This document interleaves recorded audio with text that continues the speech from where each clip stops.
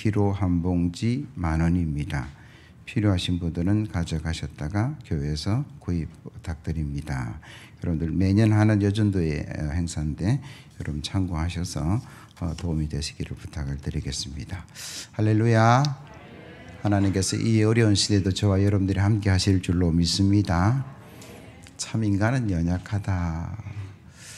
단계적 일상 회복이 되면 우리가 참 많은 기대를 했습니다. 목사님들도 새해가 되면 이제 회복되고 뭔가 새롭게 달려나갈 수 있지 않겠는가, 그런 이야기들을 몇 달 전부터 해왔는데 다시 사회적 거리두기 그렇게 시작을 해요. 제가 어제 문자를 하나 받았는데, 목사님 우리 아이가 다니는 학교에 같은 반에 확진자가 나와서 우리 아이하고 열흘 자가격리 들어가게 되었습니다. 내일 주일 교회 못 가게 되었습니다. 해운대에서 그런 연락이 왔어요. 오늘 보니까 학장동에도 그런 아이들이 있어서 교회 못 왔습니다 라는 이야기를 들었어요. 참 어려운 시대 우리가 살아간다, 그죠? 제가 설교를 준비하고 마무리했는데 어떤 목사님이 카톡으로 이런 그림을 하나 보여줬는데, 한번 방송실에서 보여주시면 12명이 모여서 최후의 만찬을 했는데 12명 모이면 안 된대요. 그래서 4명으로 나누었다. 여러분 조금은 예수님의 만찬의 그림을 이렇게 나누는 게 불경건한 느낌이 드는 분도 계실 거고, 그래서 그분이 참 시대적으로 앞서간다. 저도 이거 교인들에게 한번 보여줘도 되겠다 싶어서 보여드리는데, 그럼 사회적 거리두기 다시 하게 되고 또 이런저런 어려움의 시간이 있어서 학생들에게 방역 패스 강력하게 하겠다 그러니까 부모님들이 나와서 헌법 소원을 내겠다 이런 이야기도 하고, 또 지금까지 조금 나아지려고 그러는데 또 묶으니까 죽겠다가 아우성을 치는 그런 시대에 저와 여러분들이 살고 있어요. 어려움의 시대를 넘어서 이제 고난의 시간이 안 되었는가. 하루 이틀이면 어렵다, 힘들다 얘기했지만 1년이 지나고 2년이 지나고 더 긴 세월이 가니까 고난의 시대가 들어가는 것이 아닌가, 그런 생각들을 해요.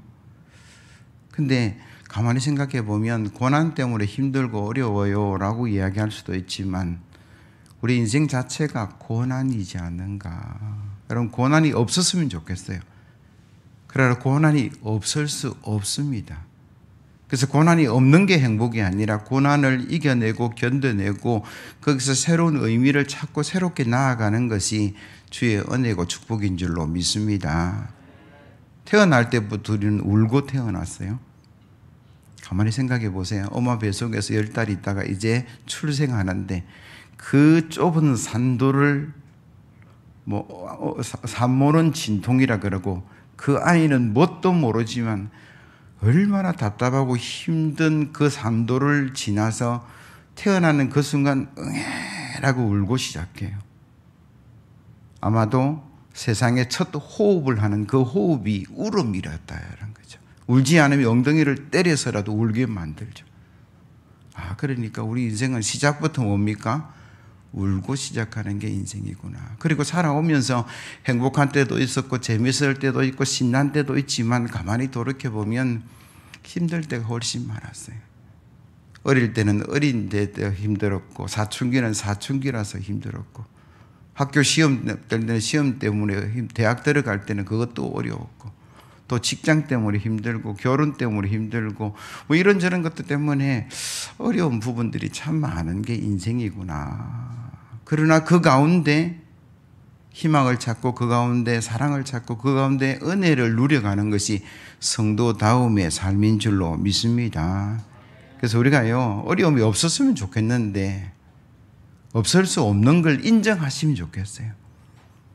우리 인생에 어려움이 앞으로 없을 것이다 그렇게 생각하는 것은 아이들 같고 늘 있는 어려움이지만 그 속에 우리가 이겨왔지 않는가, 견뎌왔지 않는가. 그래서 지금 이런 복을 누려가는 거예요. 더 나아가서 예수 믿는 사람은 하늘의 소망을 가지고 살아가는 사람이기 때문에 어려움 속에서도 하나님께 기도하고 어려움 속에서도 지혜를 달라고 또 능력을 달라고 힘을 달라고 기도하고 말씀 속에 저와 여러분들 이 모든 어려움들을 이겨내서 주님 앞에 기뻐하고 감사하는 그런 복된 삶이 되기를 예수 그리스도의 이름으로 기원합니다. 하나님은 사랑이신데, 분명 하나님은 사랑이신데 왜 고난을 허락하실까? 그 사랑의 하나님이 우리에게 고난을 허락하신 이유가 반드시 있을 거예요. 그게 뭡니까? 믿음의 성숙과 인격의 성숙을 요구하시는 거죠. 내 마음대로 살아갔던 사람인데, 말씀 떠나 살아갔던 사람인데, 제약 중에 살아갔던 사람들인데, 부어라 마시라 쾌락 중에 달려갔던 인생인데 고난이 오고 어려움이 오니까 이렇게 살아서는 안 되겠구나. 그렇게 우리가 반성하고 성찰하게 된다는, 저절로 하지는 않아요. 평소 때 했으면 좋겠는데 1000명 중에 10,000명 중에 몇 명이 평소에 자기를 성찰하고 반성하고 그렇게 나가는 사람이 있겠느냐라는 거죠. 많이 없어요.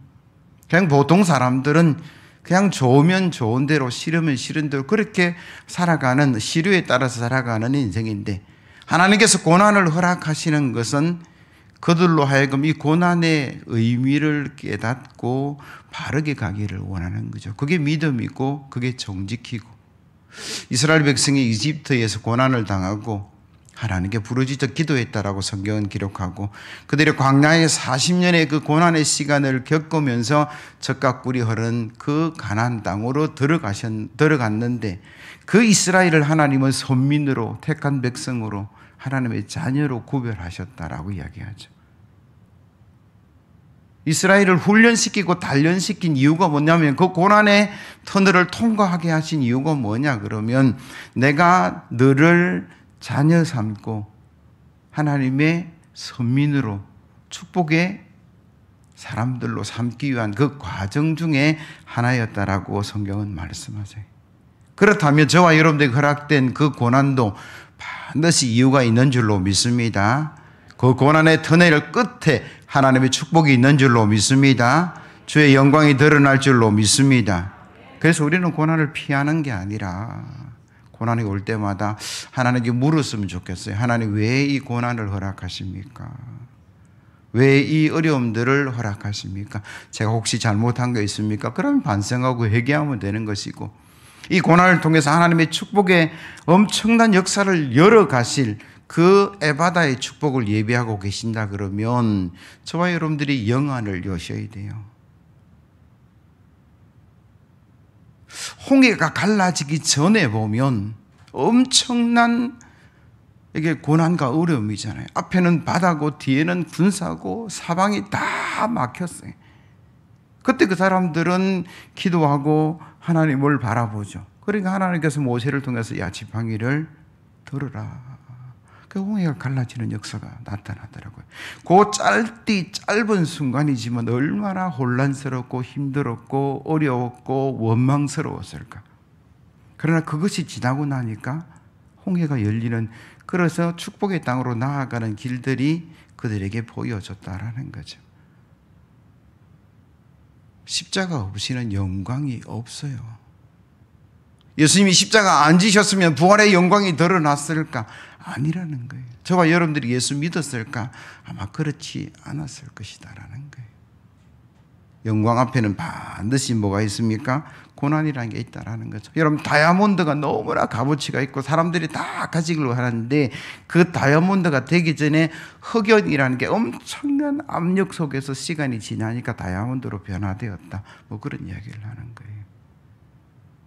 그래서 저와 여러분들이 고난의 시간을 보내고 있지만, 이 어렵고 힘든 시대에 고난의 의미를 찾으시고 하나님의 음성을 들으시고 이 고난을 이겨내고 이 고난 끝에 하나님의 축복과 역사가 저와 여러분들이 가득하기를 예수 그리스도의 이름으로 기원합니다.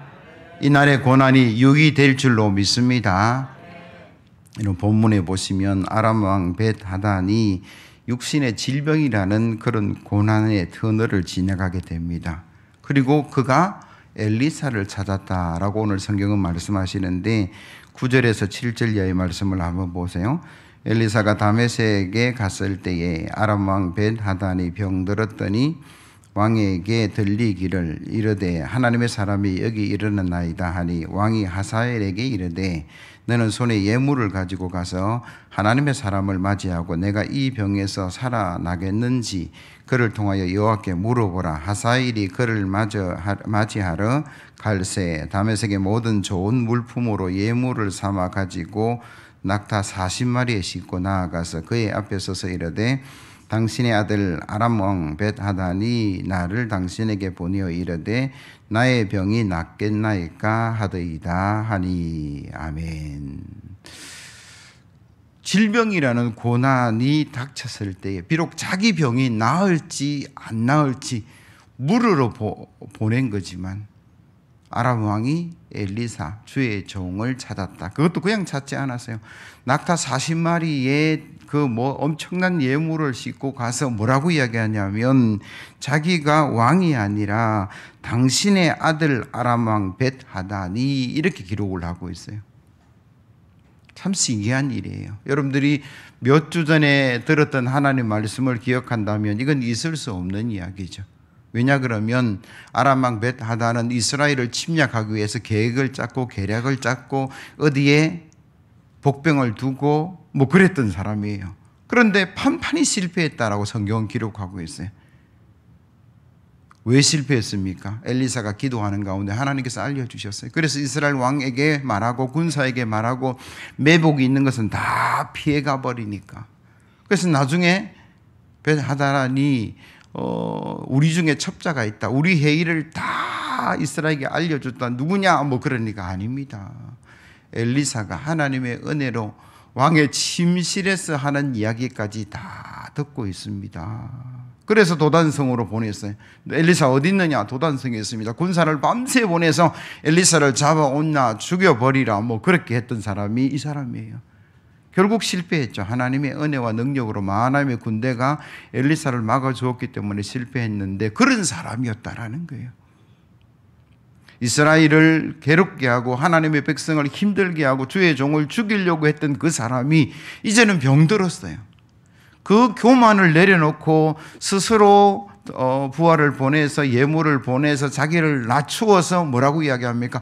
제 질병이 낫겠습니까? 교만한 자가 겸손해진 이 결정적인 이유가 뭐냐 그러면 고난 때문이죠. 질병 때문이다라는 거죠. 그래서 때로는 고난이 유익이 될 수도 있겠다라는 거죠. 왜? 교만을 끊고 겸손하게 만들어가는 거죠. 근데 이 성경 본문을 제가 일주일 내내 묵상하면서 왜 그랬을까? 그런 생각들을 했어요. 왜 사람은 이럴 수밖에 없을까? 여러분 건강하고 사업 잘 되고 자녀가 형통하고 잘 나갈 때는 늘 교만해요. 잘난 체하고 거들먹거리고 사람 무시하고 그게 모든 사람들의 공통된 특징 같아요. 그러다가 병들고 고난을 만나고 어려움이 오니까 그때부터 낮아지고 겸손해지고 말도 조심하고 검소해지고 예의도 갖추고 좀 건강할 때에 사업 잘 될 때에 뭔가 형통할 때에 존경받을 때에 그때 겸손하면 얼마나 좋았을까. 그때 제가 아닙니다. 하나님이 다 하셨죠. 하나님께 영광을 돌렸으면 거들먹거리지도 않고 어린아이 하나를 봐도 예의를 갖추고 사랑하고 나누고 베풀었으면 얼마나 좋았을까. 그런 아쉬움들이 늘 있다는 거예요. 하나님의 말씀은 교만한 사람을 싫어한다라고 말씀하세요. 그에게 복을 주시지 않겠다라고 말씀하세요. 하나님을 잊어버리고 우상을 섬기고 자기 쾌락을 쫓아가는 그에게 반드시 하나님은 징계하실 거다. 그게 성경의 말씀인데 우리가 날마다 그 말씀을 들어요. 근데 건강할 때는 그게 내 귀에는 안 들어오고 내 마음에는 안 들어와요. 그래서 마음대로 가는 거예요. 그리고 레위기 26장 21절 이하의 말씀이에요. 너희가 나를 거스려 내게 청종하지 아니할진대 내가 너희의 제대로 너희에게 7배나 더 재앙을 내릴 것이라. 내가 들짐승을 너희 중에 보내리니 그것들이 너희의 자녀를 움키고 너희 가축을 멸하며 너희의 수요를 줄이리니 너희의 길들이 황폐하리라. 이런 일을 당하여도 너희가 내게로 돌아오지 아니하고 내게 대항할진대 곧 나도 너희에게 대항하여 너희의 죄로 말미암아 너희를 7배나 더 칠 것이라. 하나님 말씀을 들을 때마다 우리는 돌아보셔야 돼요. 실수할 수 있고 교만할 수 있고 넘어질 수 있고 그게 우리의 연약함이에요. 그렇다면 지금이라도 고난의 시간이 시작되고 어려움이 시작된 지금이라도 우리가 돌아오면 하나님은 돌이켜 주실 것인데, 근데 오늘 본문에 보니까 이런 일을 당하여도 너희가 내게로 돌아오지 아니하고 내게 대항할진대 하나님은 7배로 재앙을 내릴 것이다. 참 무섭고 두려운 말이에요. 이런 성경은 안 읽고 싶어요. 근데 하나님 말씀이니까 읽고 불편하지만 전하는 건데, 이런 고난의 때 회개하고 돌아오는 저와 여러분들이 되어야 될 줄로 믿습니다. 나아가서 고난 오기 전에 평소에 여러분들이 기도하고 말씀 가운데 나아가고 겸손하는 그런 귀한 선거가 되어서 고난이 우리 근처에 오지도 얼씬도 못하는 그런 축복의 길을 걸어가기를 예수 그리스도의 이름으로 기원합니다. 출애굽기 15장 25절 이하의 말씀입니다. 모세가 여호와께 부르짖었더니 여호와께서 그에게 한 나무를 가르치시니 그가 물에 던지니 물이 달게 되었더라. 거기서 여호와께서 그들을 위하여 법도와 율례를 정하시고 그들을 시험하실세 이르시되 너희 하나님 나 여호와의 말을 들어 순종하고 내가 보기에 의를 행하며 내 계명의 귀를 기울이며 내 모든 규례를 지키면 내가 애굽 사람에게 내린 모든 질병 중 하나라도 너희에게 내리지 아니하리니 나는 너희를 치료하는 여호와임이라. 아멘. 왜 질병이 시작됐을까? 개인적인 이야기보다는 전 세계적인 이야기. 이 세계 경제가 발전하고 정치가 발전하고 그래서 모든 것이 풍족해지면서 하나님 말씀보다는 내 욕심을 따라서 살아가는 시대로 변화되었을 거예요. 부어라, 마셔라, 놀자, 여행 가자. 하나님 없이도 살아갈 수 있는 세상이야 라고 이야기를 했던 시대가 지금 시대라는 거예요. 너무나 안타까운 것은 미국에는 동성애 목사가 설교를 할 수 있게끔 동성애 목사 안수를 허락했어요. 청교도가 세운 나라인데 네가 좋으면 네 마음대로 살아도 돼. 근데 그 사람이 교회의 지도자가 되고 나라의 지도자로 허락되는 법이 만들어져 버렸어요. 대한민국도 곧 만들어질 거다 그런 이야기를 해요. 지금까지 차별금지법 안에 들어있었던, 그래서 우리 기독교가 반대한 거는 차별을 받지 않는 건 너무 좋은 건데 그러나 동성애까지는 넣지 말자고 그렇게 요구한 건데 지금은 그것까지 다 들어있는 걸로 알고 있어요. 머지않아서 여러분 자녀들이 아들이 아들을 데려와서 결혼하겠다고 딸이 딸을 데려와서 함께 하겠다라고 이야기할 시대가 올 수도 있겠다. 목사님 결혼 주례해 주세요.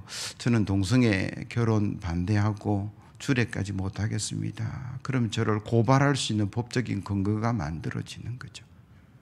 저는 처벌을 받을 수밖에 없는 거죠. 그런 시대가 이미 도래해 있어요. 우리나라뿐만 아니라 온 세계가 영적으로 타락했고 성적으로 타락했고 다 사사기의 마지막 절처럼 왕이 없으니 자기 소견에 옳은 대로 하나님 상관없이 내가 하나님이 되는 시대에 우리가 살아간다. 내가 좋으면 하고 내가 싫으면 안 해요. 그게 진리든 그게 좋은 것이든 아무 상관이 없는 거예요. 출애굽기 15장 25절에 뭐라고 26절에 뭐라고 이야기합니까? 너희 하나님 나 여호와의 말씀을 들어 순종하고 내가 보기에 의를 행하며 내 계명에 귀를 기울이고 내 모든 규례를 지키면 내가 애굽 사람에게 내린 모든 질병을 하나도 너에게 내리지 않고 너희를 치료할 것이다. 코로나19가 왜 왔는가? 우리 인간의 욕심 때문에 왔어요.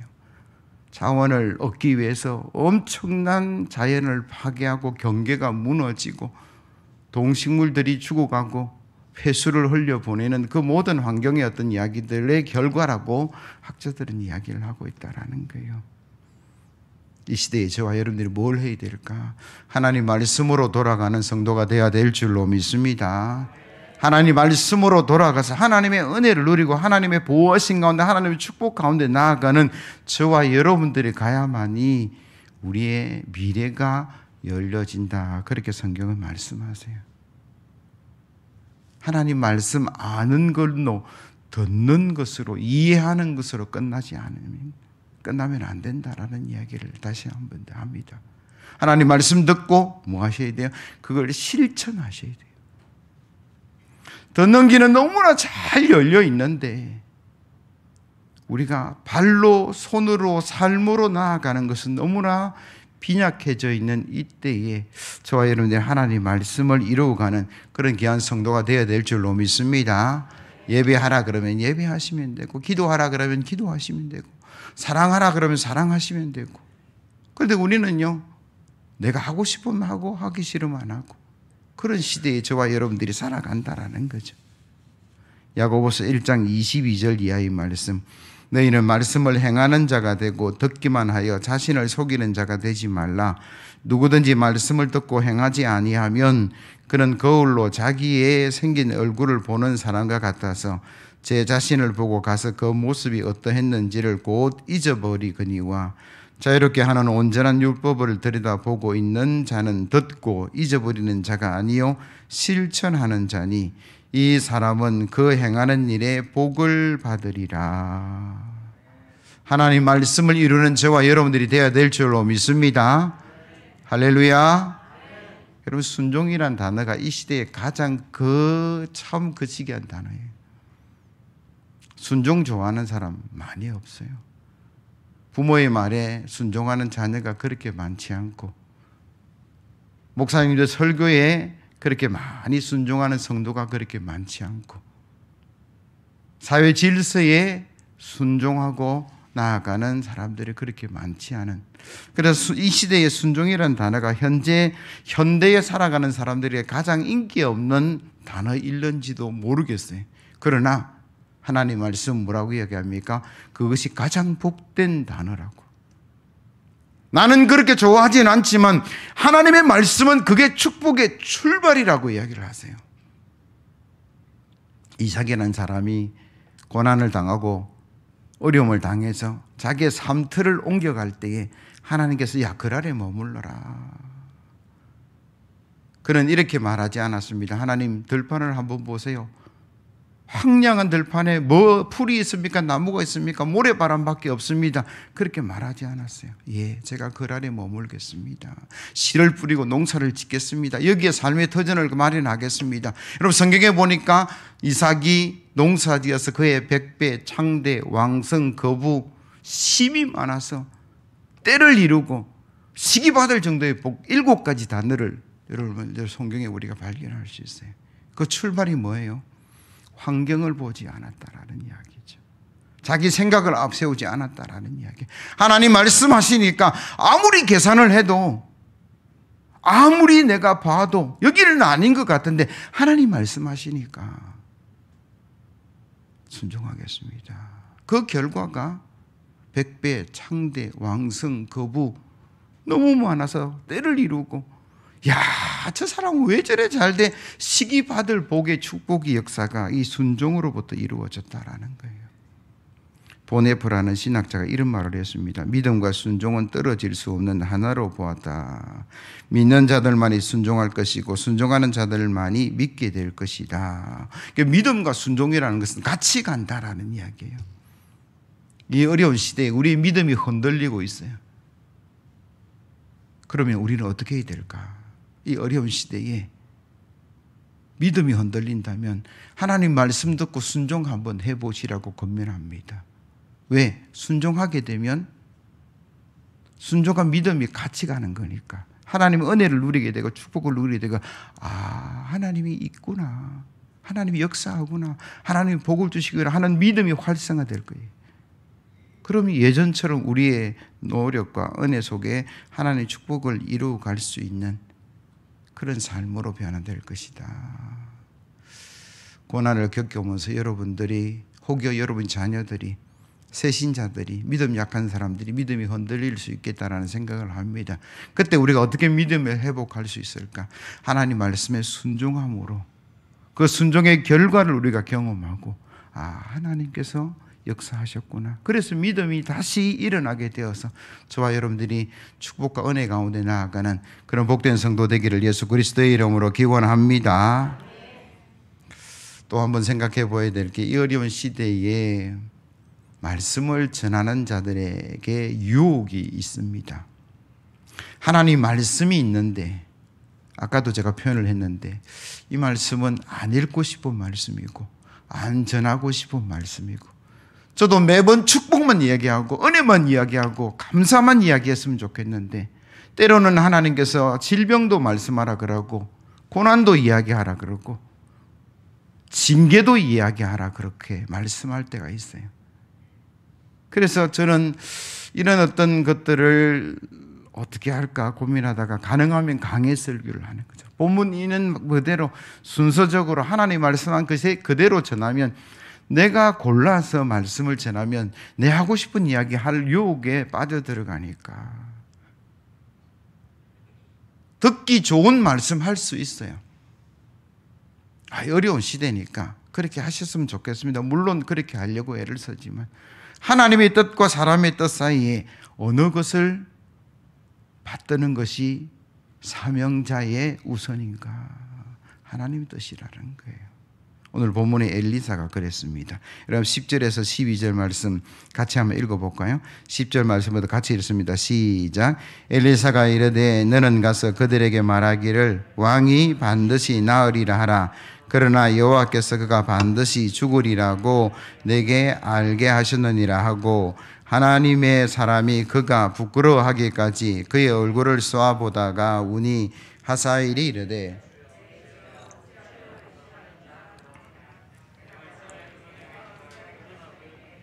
모든 악을 내가 알미라. 내가 그들의 성에 불을 지르며 장정을 칼로 죽이며 내 어린아이들을 맺히매 아이 벤 부녀를 가르리라 하니. 아멘. 엘리사가 하사엘에게 뭐라고 얘기했냐면, 네가 왕이 될 것이다. 그리고 하나님께서 그걸 그렇게 정하셨다. 이방 나라지만 하나님께서 그를 통해서 이스라엘의 불신앙을 징계하는 도구로 쓸 건데, 이 하사엘이라는 사람이 얼마나 악질적이고 악독한 모습이냐 그러면, 성에 불을 지르고 장정을 칼로 죽이며, 이까지는 뭐 전쟁이 일어나는 일반적인 이야기인데, 아이를 맺히며 아이 벤 부녀의 배를 가를 것이다. 그걸 엘리사가 지금 보고 있는 거예요. 하나님이 그에게 알게 하신 거죠. 그런데 하나님이 뭐라고 얘기하냐면, 너 며칠 있으면 벳 하단의 심부름꾼으로 하사엘이 올 건데 내가 그를 아람 왕으로 세울 거야. 그리고 그가 이스라엘을 죽이고 괴롭힐 거야. 엘리사가 물었겠죠. 하나님, 왜 이방의 도구로 하나님의 선민을 치십니까? 그들이 우상 숭배하고 하나님 떠나가고 말씀 지키지 않고 징계의 수준이 너무나 높아져 있다. 마치 노아의 방주처럼, 소돔과 고모라의 멸망 때처럼 임박한 어떤 제약을 하나님께서 말씀하고 계셔서 그는 수용하고 받아들였는데, 그 사람이 지금 눈앞에 서 있는 거예요. 모르면 몰랐지 모르지만 아니까 부끄러울 정도로 얼굴을 쏘아보다가 엘리사가 눈물을 흘렸어요. 그가 저지를 나의 동족을 향한 그 모든 악이 다 보이는 거예요. 얼마나 가슴이 아팠을까. 에이, 하나님, 나 이 말씀 못 전해요. 그렇게 말하지 않고 있다는 거죠. 엘리사는 있는 그대로 다 전했어요. 자기 감정을 지금 극복한 거예요. 하나님 말씀하시니까 보탬도 없이 뺀도 없이 저는 그대로 전하겠습니다. 그러나 그게 내한테 아픈 가슴이고 고통스러운 것이고 눈물을 흘릴 수밖에 없는 것인데, 하나님의 사명자이기 때문에 그 일들을 감당하는 모습을 우리가 보게 된다라는 거죠. 우리는 내가 친하면 좋은 말 해주고, 내가 싫으면 뭐 저주는 아니라도 싫은 말을 하게 되는 게 연약한 모습이에요. 그러나 하나님의 말씀을 받은 자라면, 그분들이 목회자든 교사든 뭐 구역 예배 인도자든 신도들이든 우리가 하나님 말씀을 있는 그대로 전해야 된다. 그래야만이 하나님의 계획과 은혜가 이루어지는 거죠. 그럼 요나라는 사람이 하나님의 명령을 쫓아가지 않고, 야, 아수르의 수도 니느웨에 가서 회개를 선포하라, 그 말을 받아들고는 그는 다시스로 가는 배를 탔어요. 니느웨는 이쪽인데 다시스는 반대쪽입니다. 왜 그가 하나님께서 이쪽으로 가라고 했는데 저쪽으로 갔느냐 그러면, 아수르의 니느웨는 원수의 땅이죠. 이스라엘을 늘 힘들게 하고 괴롭히는 사람이었어요. 그래서 싫었어요. 왜? 내가 회개하라 그러면 그 사람이 만약에 하나라도 회개하면 하나님 용서하시는 분인데, 하나님 싫어요. 자기 감정을 극복하지 못한 거예요. 근데 요나는요, 요놈의 나를 줄여서 요나예요. 저도 그럴 때가 있더라고요. 정당하게 베풀어야 되는데, 정당하게 줘야 되는데 싫으니까 안 주는 거예요. 안 주려고 하는 거예요. 그런 때가 우리가 얼마나 많으냐라는 거예요. 하나님께서 원하시는 게 아니다라고 성경은 말씀하시고, 내 감정, 내 생각, 내 것 때문에 하나님 말씀을 왜곡하지 말라. 그게 성경의 말씀입니다.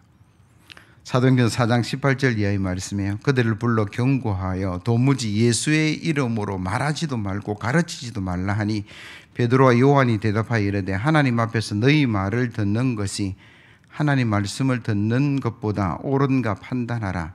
우리는 보고 들은 것을 말하지 아니할 수 없다 하니, 관리들이 백성들 때문에 그들을 어떻게 처벌할지 방법을 찾지 못하고 다시 위협하여 놓아 주었으니, 이는 모든 사람이 그된 일을 보고 하나님께 영광을 돌림이라.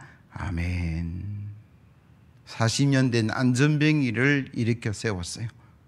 미문에 앉아서 한 푼 주십시오, 두 푼 주십시오, 그렇게 구걸하던 사람인데, 나사렛 예수 그리스도의 이름으로 일어나 걸으라 그러니까 발과 발목에 힘을 넣고 벌떡 일어나서 걸어가면서 찬송하면서 너무나 기뻤겠죠. 40년 만에 처음 일어났으니까 얼마나 기뻤겠냐. 그 사람 앉아있지 않았어요. 나는 그럴 수 있다라고 온 사람들에게 다 보여주는 거예요. 뛰어다니고. 야, 누가 그렇게 했어? 베드로와 요한이 그랬죠. 그러니까 사람들이, 이야, 베드로 요한이야? 아니에요. 내가 한 게 아니라 예수님이, 예수 이름이, 나사렛 예수가 그걸 한 거예요. 그러니까 백성들의 마음이 쑥 예수님께 가니까 이 유대인들이 불안을 느낀 거예요. 그래서 잡아가지고 뭐라고 해야, 그 말 하지 마라. 그때 베드로가 뭐라고 이야기했습니까? 하나님이 하시는 걸 내가 어떻게 해? 그 이야기를 지금 하고 있는 거예요. 사랑하는 성도 여러분, 예수님께서 저와 여러분들 그리고 나아가서 세계의 모든 인류의 죄를 구속하기 위해서 이 땅에 오신 줄로 믿습니다. 그날이 성탄절이고 이번 주 토요일이에요. 그날을 기대하고 소망하는 그 주간이 대림절 넷째 주간인데, 우리가 마지막 주간을 보내고 있고, 주님 다시 오시리라 재림의 말씀을 하셨어요. 사회적 분위기가 너무 안 좋아서 전도하면 안 됩니다.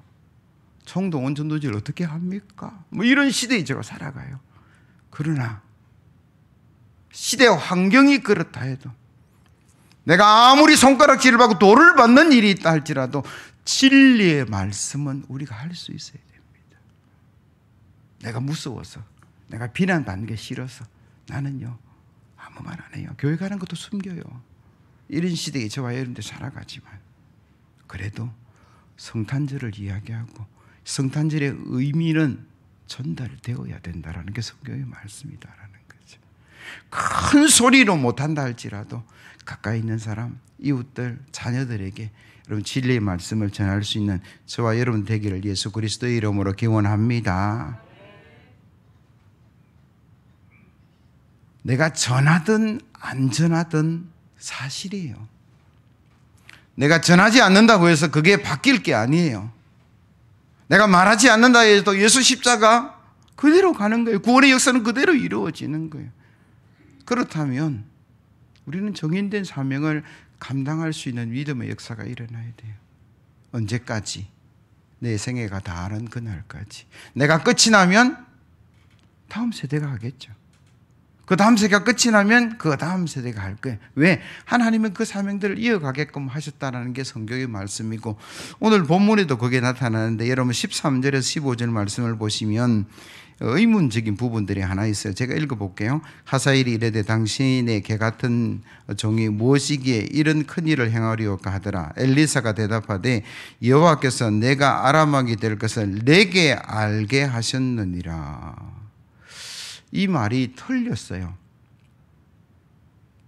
엘리야에게 주신 사명입니다. 여러분 기억하실지 모르겠지만 엘리야가 지쳐서 쓰러져서 도망갔을 때 하나님께 그들을 먹이고 재우고 다시 회복해서 그들에게 세미한 음식으로 3가지 사명을 주는데 그 중에 하나가 이 하사엘을 왕으로 세우라라는 말씀이었어요.